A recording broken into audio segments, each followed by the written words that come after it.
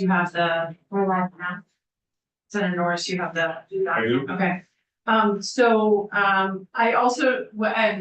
while we were waiting to get everybody here for the vote, we were having a conversation with Dora, by the way, about the time lock kind of thing for constitutional amendments and how they can only be posed every 4 years and have to start in the Senate.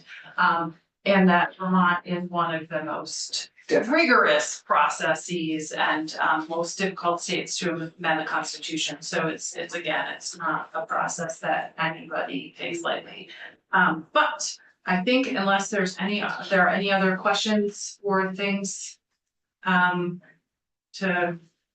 raise at this point, we are going to take the vote. So the clerk, will you call the roll? Senator Bohosky. Yes. I'm sorry. Yes. Thank you. Senator White, Yes. Senator Norris, no. Senator Watson, Yes. Senator Clarkson, Yes. I did that in turn well. Chair Hardy, Yes.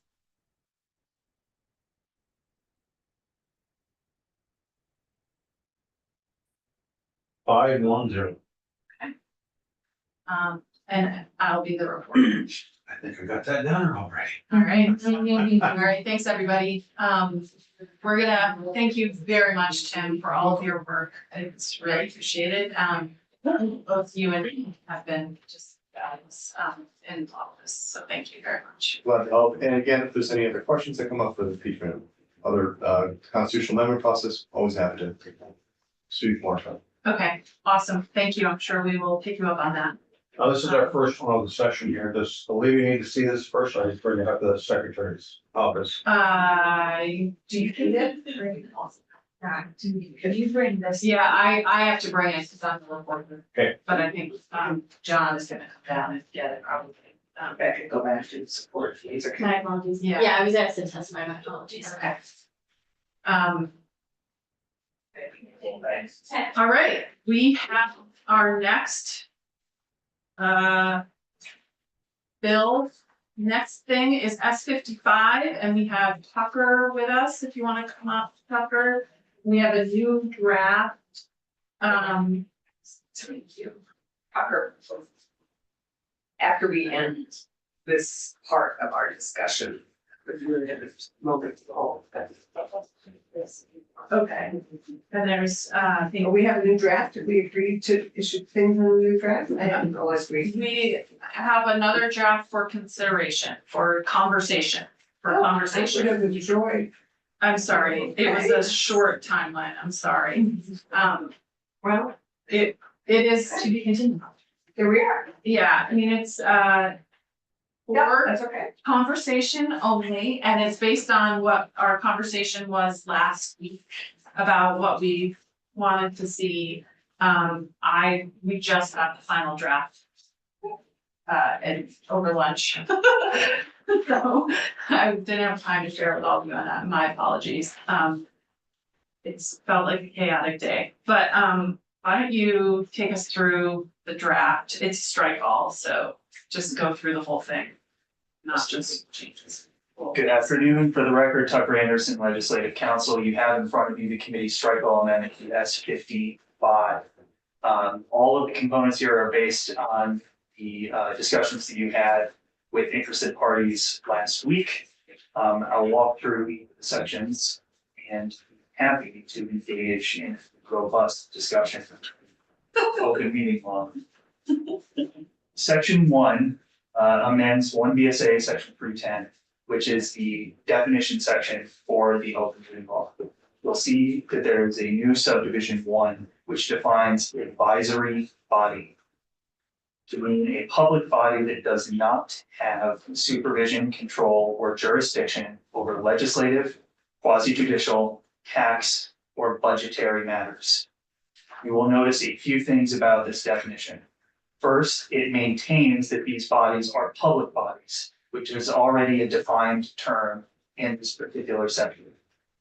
Second, you'll notice that if you go down to subdivision 2, the way that this is structured corresponds directly with the definition of the business of a public body.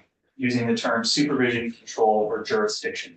So we're talking about bodies that do not have legislative power, quasi judicial powers, and they do not have control over things like taxation or the proposal of budgets. Strictly these advisory bodies. So these are the, what we were calling, I think, subservient boards, which Tucker found a nicer term for it. So thank you for that. But the things that don't have those powers, so they're advisory. The advisory was taken directly from the Business of the Public Body definition, and it includes public bodies that have advisory power, right? So that's subservient wasn't mentioned in the existing statute, so. It's not a good word. We just didn't, I don't remember if that was what we were calling. We are all servants. There's nothing wrong with subservient. Article 6 of the Vermont Constitution, servants that are accountable to the people. There we go. That's us. Senator Hosky. I just have a clarifying question, and it certainly comes from the fact that I've not served on like a local body, but would a school board be considered an advisory body, or would that be considered? That was my assumption is no was the answer, but I want to be clear. They have taxation and That's what I thought, budgetary okay. and quasi judicial and They definitely They have have- legislative. legislative. They have all of those. That's what I thought. Which is- I just wanted to make sure I was like Good question. reading Yeah. correctly. They've given their testimony last week. They won't be happy with them.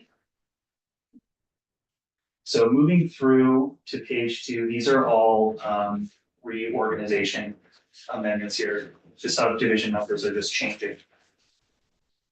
Section 2 of the bill amends 1 VSA section 312. These are the procedures and requirements for open meetings under Vermont's open meeting law. The first instance of amendment appears on page 3. To give you a little background and context here, subdivision A2 of this section is what establishes the current authority under the open meeting law for electronic meetings. I believe the term that is used is meetings through electronic means. Refresher on that, forum or more of a public body is currently permitted to meet fully electronically, provided that there's a designated physical meeting location where a staff member or designee is in attendance and the public is permitted to enter. All right, subdivision 3 here is added, and this is a hybrid meeting requirement. This subdivision states that a public body that exercises legislative, quasi-judicial, taxing, or budgetary authority shall hold all regular meetings in a hybrid fashion, which shall include both a designated physical meeting location and a designated electronic meeting platform. So it's the flip of the advisory bodies. Public bodies that do have those members are required to hold both physical and electronic simultaneous meetings. I use the terms designated electronic meeting platform here to try to mirror designated physical meeting location, so that it's clear that they have to use a platform that has been designated by the body, which of course is an action and requires an open meeting. So they'll, in an open meeting, making the decision of what platform they're going to use. So, quick question. Yeah, go Okay, ahead. Matt. Hybrid meeting requirement, you have to explain that to me a little bit more, Tucker, because I realize that if you have a 5-member board, 4 can attend virtual. And the 5th one, is he or she going to be assigned to this physical location? Or if so, why? No, because they would still be permitted to have a quorum or all 5 members meet remotely. They would just have to continue to provide a designated physical meeting location. And this subdivision is actually more targeted at public bodies that hold exclusively in-person meetings and have no electronic component. This is essentially stating that for these bodies, you have to have some sort of electronic access in addition to your physical meeting location. Okay, that's okay, thank you. Okay, Yeah, moving on to the exciting subdivision 4, meetings of those advisory bodies. This notwithstands the current meeting through electronic means subdivision. And it states that an advisory body shall not be required to designate a physical meeting location where the public may attend. That four or more of the members of an advisory body may attend any meeting by electronic or other means. And that the members and staff of the advisory body shall not be required to be physically present at a designated physical meeting location. You should be very familiar with all of this text. It is very, very similar to what was in Act 1 and the previous temporary authority. I just cleaned up a little bit of the redundancy, but all the operating provisions are still exactly the same. So with this, just wanna double check. Advisory bodies could meet fully remotely or fully in person or hybrid. It would be up to them to decide. And they could also do some meetings fully remote and some meetings fully in person. That would be up to them, Correct. as long as they warn it correctly, So, right? yes, and I should have done this in the definition section, but the advisory body definition is really only being used where they are being granted some sort of special authority or some sort of exception here. So a good way to think of this is that subdivision 3 and the preceding subdivisions establish that all public bodies can hold hybrid meetings, shall hold hybrid meetings. Excuse me, that public bodies that have certain powers have to hold hybrid meetings, that the authority to optionally hold them is still available. That the option to hold electronic meetings with a physical meeting location is preserved. And that here, this is just a special exception that says for you advisory bodies, you are permitted to hold entirely electronic meetings without having to be hybrid or without having to hold staff a physical meeting location. Or Watson. Thank you. Thinking of the testimony we had about ADA accessibility, one assumes that for someone who needs an accommodation, that applies without us calling it out. Perhaps, I read but ahead. we're going to get to a subdivision about accommodations. So in a very quickly. Sorry. thank you. Might be subdivision 6. We'll find out. The suspense. Try to build that into all that I do. In subdivision 5, we have hybrid and fully electronic meeting requirements. So these are going to be the new requirements applied to these new meeting styles, we'll say. A public body that meets under either of those authorities, the hybrid meeting authority or the meetings of advisory bodies, shall use a designated electronic platform that allows direct access, attendance, and participation of the public, including access by telephone. You're familiar with all of these, they were in all of the pieces of temporary authority. A public body must post that information that enables the public to directly access the designated electronic platform and include this information in the published agenda for each meeting. That's another piece of the temporary authority that's included here. So essentially, the platform has to allow direct access, and as part of the notice and agendas for the meeting, direct access links essentially have to be provided so that the public doesn't have to request access to the meeting. Under subdivision 6, we come to the we relieve the suspense. Request for accommodation or a physical meeting location. Upon request that an advisory body hold a meeting in a physical location or a hybrid meeting, an advisory body shall make a reasonable accommodation to designate a physical location where the public may attend the meeting. So this is, if you're going to have a fully electronic meeting and someone makes the request, I would like you to provide or hold a hybrid meeting where there's some sort of physical access, which requires compliance with the public accommodations in Title IX. Or we'd like you to hold a fully physical meeting, no electronic. They can make a reasonable accommodation for that. Okay, and so is the flip side true? If you're holding a fully physical in-person meeting, we want to be able to have the ability to request accommodations that there be an electronic option. Well, there won't be allowed to have purely physical with the hybrid requirement. if they're an advisory body. They still would. could. Oh, if they're an advisory body. Yes, so the garden club could still meet fully in person, just to Or the energy committee. to carry out our example from last session. The garden club is not a great idea, but certainly the conservation commission or the energy commission or any of those. I would have to add an extra clause to this. Okay, yeah. Currently, this was focused on making sure that there's a physical meeting location, since the advisory bodies have that special exception. Okay, But yes, yeah, I think we would wanna Mhm. add that clause, so it's both ways the accommodation could be requested. Assuming that, yeah.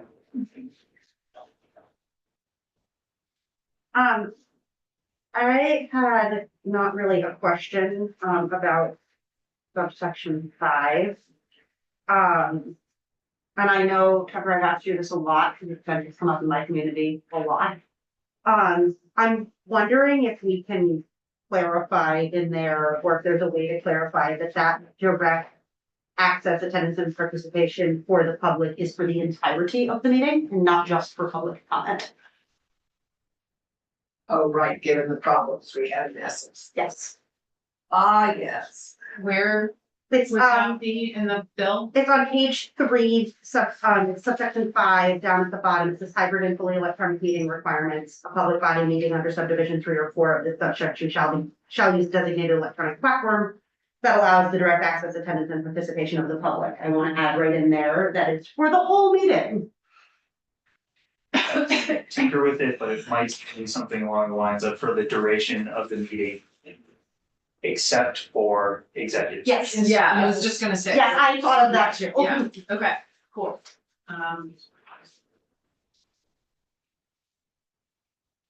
That's just a clarifying piece that I think will be helpful. Thank you. And what, sorry. As a part of that clarification. Something that has come up. Kind of wanna just hold, I'm gonna rescind my question. Go for it, you can continue to mull. I'm gonna mull Yeah. on this.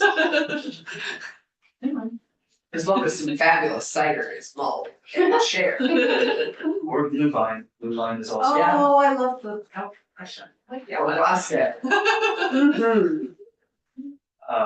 Are we ready for subdivision 7? Yeah. Maybe we need some of that mulled wine. Subdivision 7, video recordings of electronic meetings. This will require a public body, other than an advisory body, to electronically record all electronic and hybrid meetings conducted pursuant to this subsection. The recordings of the meeting shall be posted in a designated electronic location until the public body approves and posts the official minutes for that meeting. The public body shall retain the recordings for 1 year. And so this section is here for conversation. We never came to any kind of conclusion about what, but we have the state archivist here, to testify in a little bit about the retention of public records and get her recommendations on what we should do here. So this section was really here for, as a placeholder to remember that we wanna talk about this, and because it did come up, how long do we have to store electronic recordings? And that can be really expensive and can be technologically problematic, but on the other hand, people from members of the public often prefer the videos to the minutes, so how do we strike that balance? And so this may not be it, but we just want it to be a section for discussion. Senator Yoski. I just had a clarifying question, about halfway through line 10, the audiovisual recording of a meeting shall be posted in a designated electronic location until the public body approves and posts official minutes. Does that mean that once official minutes are posted, I can pull that down and no longer have it available? That is the way this is structured. Okay. And my understanding is that the intent here is that once the official record of the meeting has been drafted, approved, and posted, that is the official record. The minutes are the official record. I can't remember where that testimony came from last week, but Yeah, We that was, talked about that was a discussion that we had, and we did reach a conclusion, but this is here the to time continue frame is discussion. what's discussed, but when numbers of people would like to have an extended time frame on those. Yeah. 5 days is, I believe, what we are. Oh, Yeah, this minutes, reads something that- different to me than that conversation. Yeah, But there that's a is that separate conversation conversation, as a yes. piece of this, because this is just the recording, this is not the minutes. Right now, it is 5 days that minutes have to be posted within 5 days. But then they're not official until after they are approved by the body at their next meeting, right? So this would say the official minutes would meaning that they would have to be the approved minutes, not just the posted minutes. So that is a little bit, Correct. well, that is longer, Mhm. but still maybe not long enough, I don't know. Senator Watson. Thank you. I have a question about this last sentence here from the bottom, shall retain audiovisual recordings, blah, blah, blah. Wondering, just because I know I've had some experience about people using this kind of requirement, wondering if we could say the public body shall retain or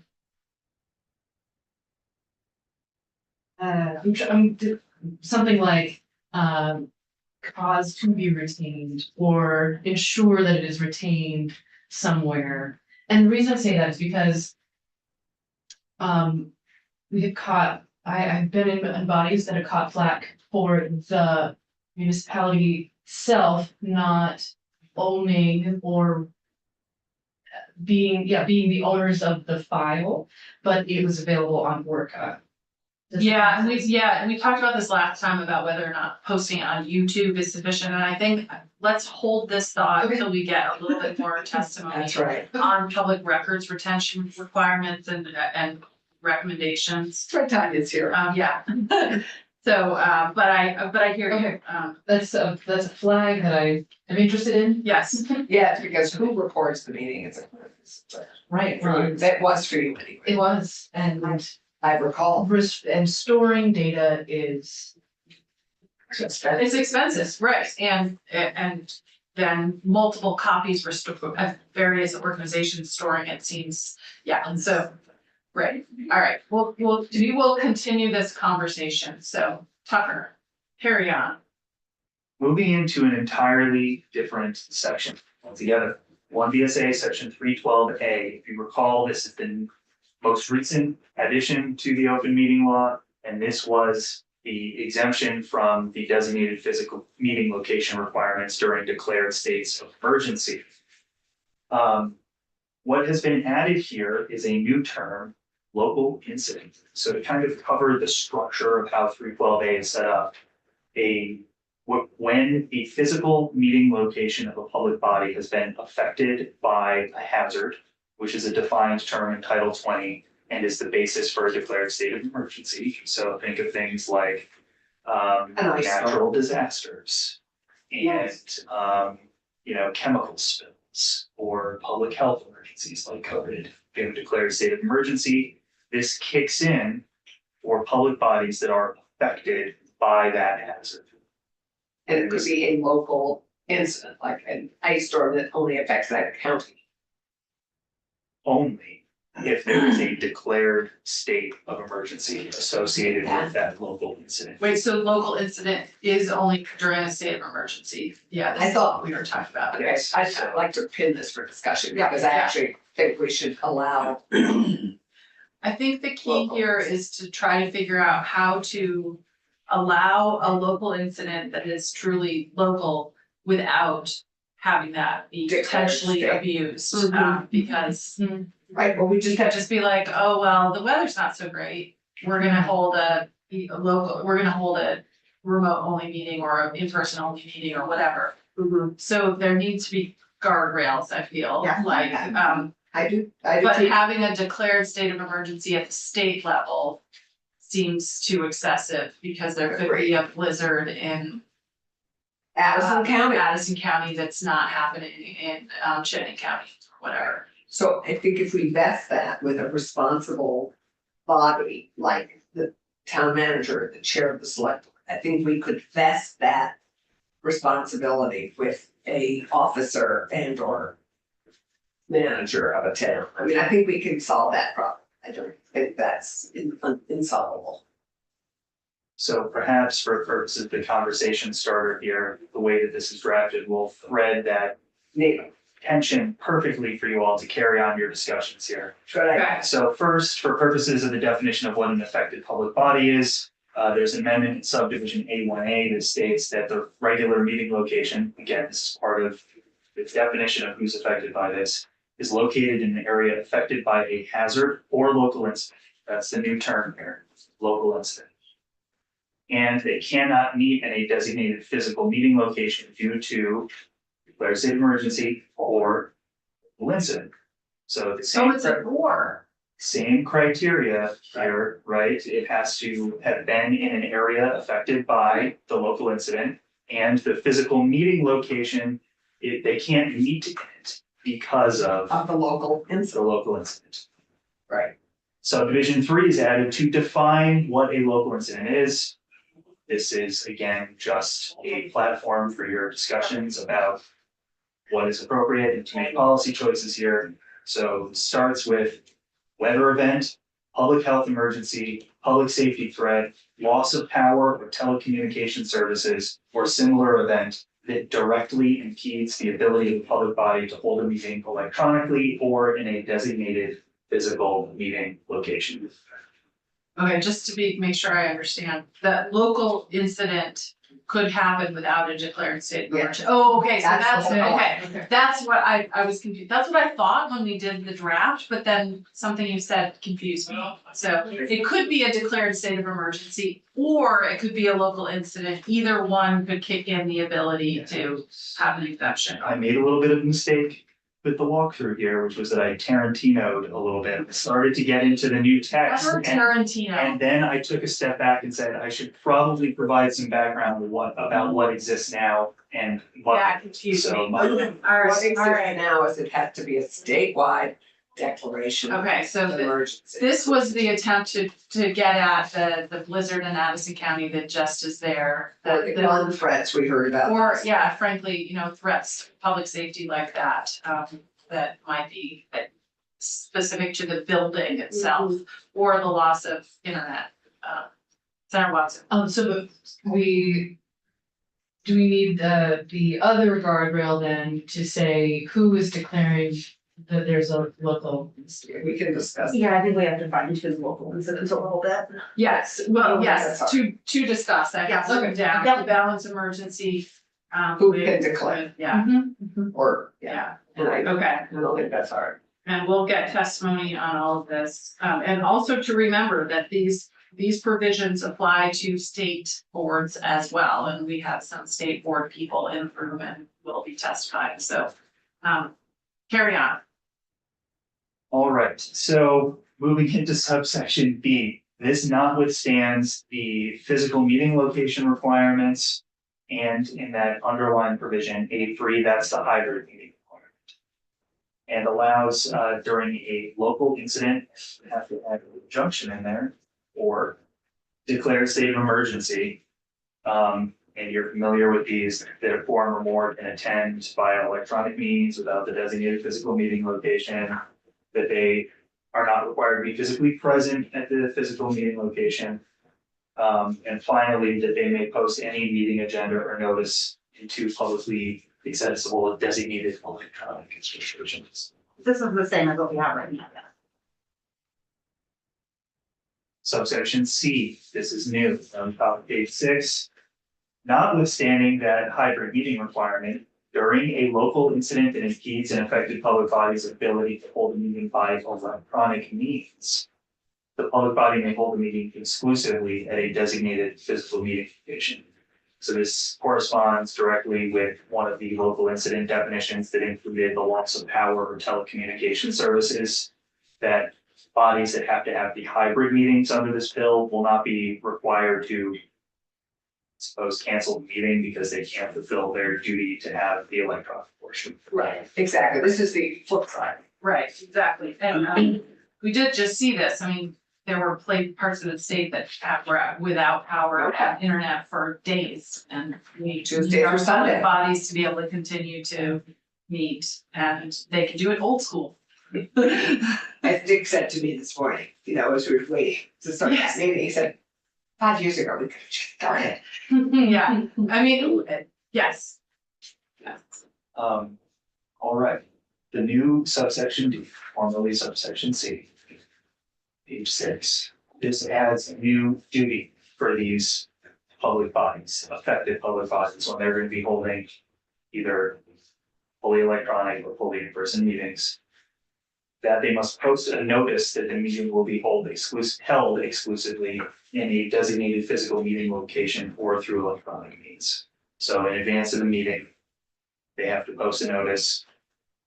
We're going to be holding this exclusively at our physical meeting location, or alternatively exclusively on our designated electronic meeting platform. Okay, wonder if we might want them to add the reason why, Why? due to a, Oh, if there's a. I is this just like the for transparency of that. yeah, that it would say, you know, due to loss of power or due to a local incident even.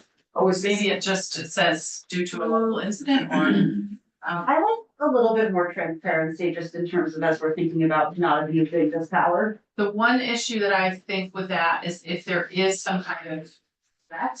Yeah. We wouldn't necessarily wanna want play them to it. be like, because we're being threatened. you No, know, I think or it's they- because of a safety concern. Or maybe it's a, I don't know, but we wanna make sure that we Yeah. don't expose it to too much, but some kind of reason why. Kind of like the reasons why you're going into executive session, you're supposed to state, we're going to executive session to discuss personnel issues, so this would be the same kind of Mhm. environment. There's language you could likely print from emergency meeting notices as well. You have to post the reason for holding the emergency meeting. Exactly, so something like that, thank you. Thinking, Well said. thanks, just thinking about the timing of that, because just thinking about the time limitations for, that you're supposed to meet for warning a meeting, and then maybe you don't make the decision until that day, like, that turns out this ice storm is bad, whatever it is, right? Yeah, I don't have an answer, I'm just flagging like to post as soon as you know, like that, let's just put it down as something to discuss, and Timeframe. we'll get some testimony on it, yeah. Okay, carry on. All right, moving into different topics.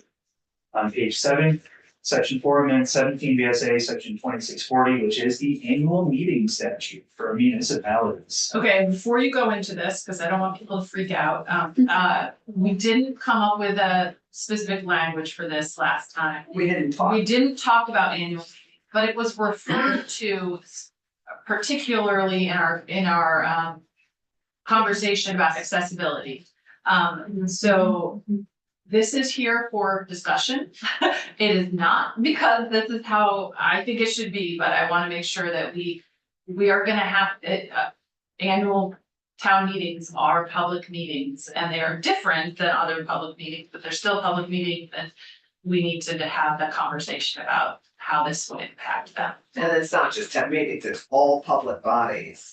Right, It but this isn't is just annual specifically, meeting. town meetings are where people vote on things, and so, Well, I annual see meetings. that we have the deputy secretary of state in the corner. I know that they have thoughts about voting, 'cause that's what they're in charge of, so we will definitely hear from them about this provision as well, but this is a big access issue if there's gonna be, this applies to every meeting except for town meetings, and then people are gonna wonder, why can't I attend my town meeting either in person or electronically or whatever. So we do need to have this conversation, so that's why this is in here. So you can talk about what it says and then we'll continue to get testimony and discuss it. But we also want to make sure it covers annual meetings that aren't town meetings, annual meetings, because at any annual meeting of any public body implies there'll be a vote of some variety. Maybe, go ahead. Annual meetings are big vote times, you vote in a new board of directors, you vote in, you vote. Oh, you mean, budget. are you, excuse me, are you talking about what, for example? I don't know, any other public body that isn't, this, there are lots of other public bodies that are select boards. I mean, name one else, they're not occurring to me at the moment. I mean, school districts have annual meetings as well. Right. Their budgets are almost exclusively And so- voted on by Australian ballots. So do some of our utilities, which are public bodies, right? And so, I mean, there are other public bodies. So let's take a step back, and I don't want to drag us into the penumbra, which is like the gray zone here, Yeah. right? But at the annual municipal meeting, what public body is calling the meeting? Oh. I think the answer is, So. it's actually the moderator. And the Moderator meeting is calls the it. meeting of the voters. So we're in this gray zone where if you ask what public body holds the annual meeting, the answer is, I don't think there is. I think this is a meeting of the voters, and we have specific procedural requirements built in for how the voters conduct that meeting, including debate and discussion and informational hearings under the supervision of the moderator. Right. So that is why this has been drafted for the moment in a somewhat limited way. Knowing some of the concerns and conversations, but still Right. giving you the platform to have the discussion around Good. this.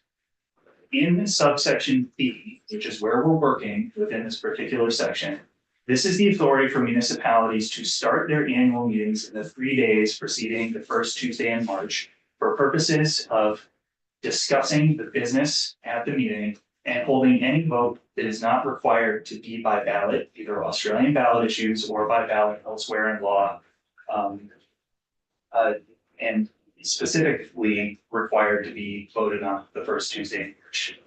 So these are informational meetings, discussion and debate, and any floor votes that are permitted in the days preceding the annual meeting. That's an important note, because if this statute related to a particular vote says that this has to happen on the annual meeting date, first Tuesday in March, this doesn't apply. Okay. Are we melding our minds on that to begin, just so that we understand the context here? First wave, remember this is the first wave, so like we're all just taking it in. Right. Okay. Madam Chair. Yeah, I'm sorry, Senator White, go ahead. Thank you, Chair Hardy. When you have a bond vote, like a special bond vote, is that considered a meeting of the? Because we have like our town moderator has done bond meetings, I believe, but it hasn't always coincided with town meeting, but perhaps I'm. Those are likely held under special meeting provisions Okay. and are almost certainly Australian ballot issues. Okay, I see. Right, because So this- literally bond and the consensus of the voters That has is to be that. by- Oh, okay. Yes, what backs up a bond, the voters and their tax dollars. So they're consented to it. Can I Okay. ask- So Of course. one of the reasons we put, I believe we were putting forward this language was after some very compelling testimony about someone being denied access to their town meeting through virtual means. And there was some debate about whether or not that actually was illegal already, like you couldn't tell someone if they had that a disability that precluded their Mhm. in-person participation. I'm just wondering if you know anything about this, or if there is language already in statute that this is not necessary. I would have to do a deeper dive on both the public accommodation provisions of Title IX and in the provisions of federal law about what an accommodation would be in that context.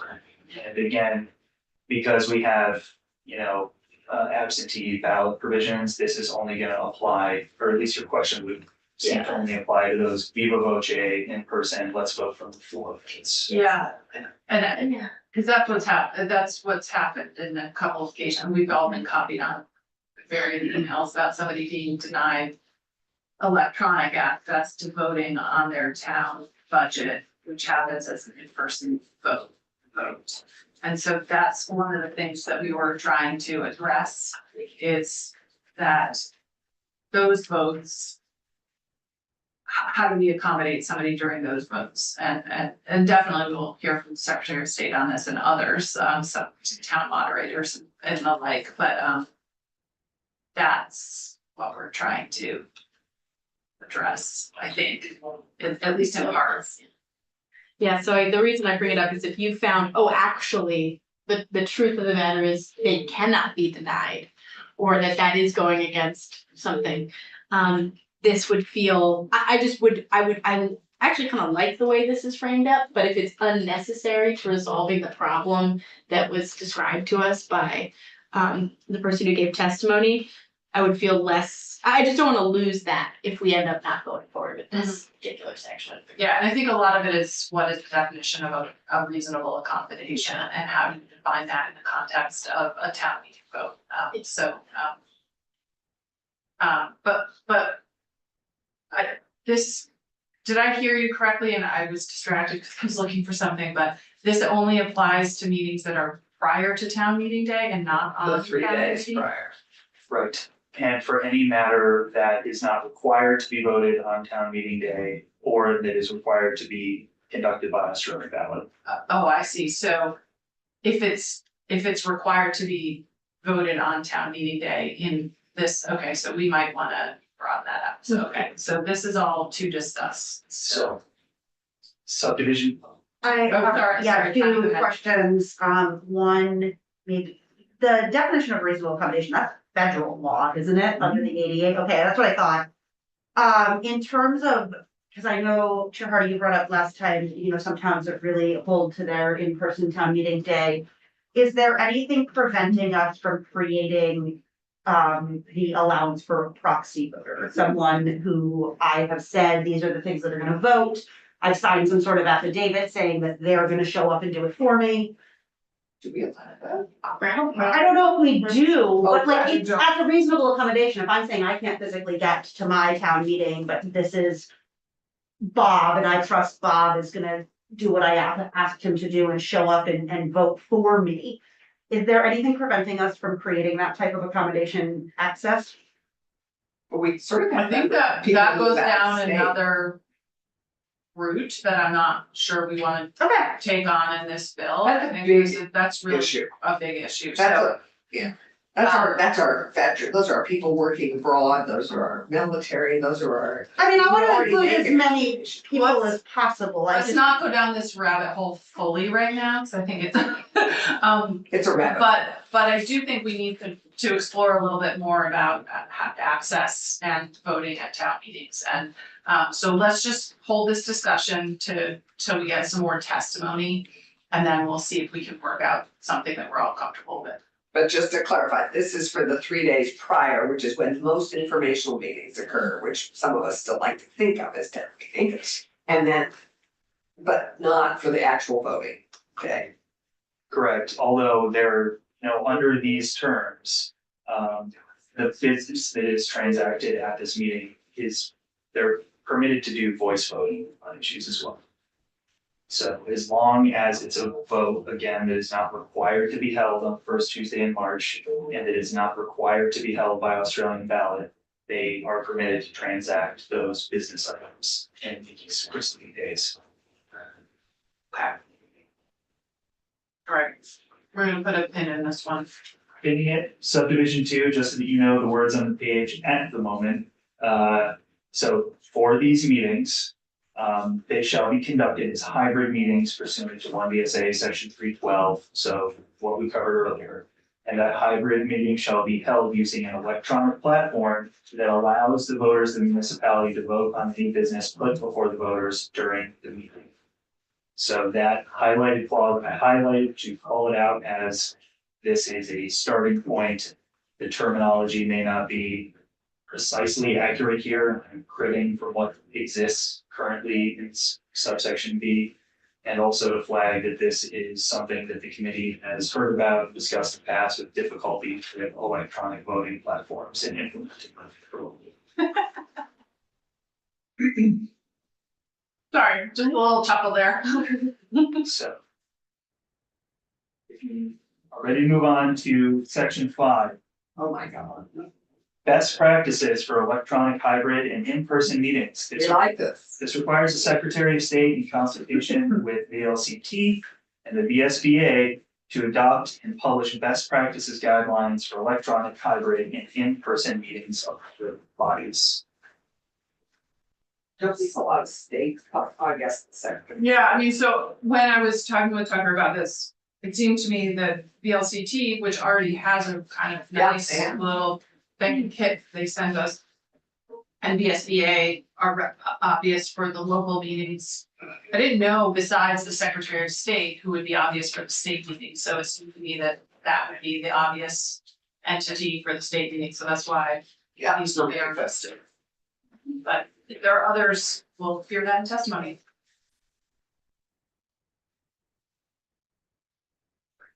Section 6, this is the grant and appropriation. built into this bill. Subsection A, it establishes the open meeting grant program. It will be administered by the Secretary of State. Grants shall be made available to municipalities for purposes of acquiring equipment, technical assistance, and training necessary to host effective electronic and hybrid meetings under the open meeting. Does municipalities in this case include school districts, or do we need to say that it's? Yes, What's that like? this is going to, this term, because it's in session law, is going to be the Title I definition of municipalities. And the short shrift is that it includes any unit of local government. Which means fire department, could be fire, Could be fire Departments, districts. it could be Fairfax Fire District number 1. Yeah. yeah, fire district number one, our favorite. Do we still have that one? Or did we get rid of it? It's going through the House right now. Okay, Fine. But we did. we got it. In subsection B, $250,000 is appropriated from the general fund to the Secretary of State in FY 2025 for purposes of providing grants to municipalities.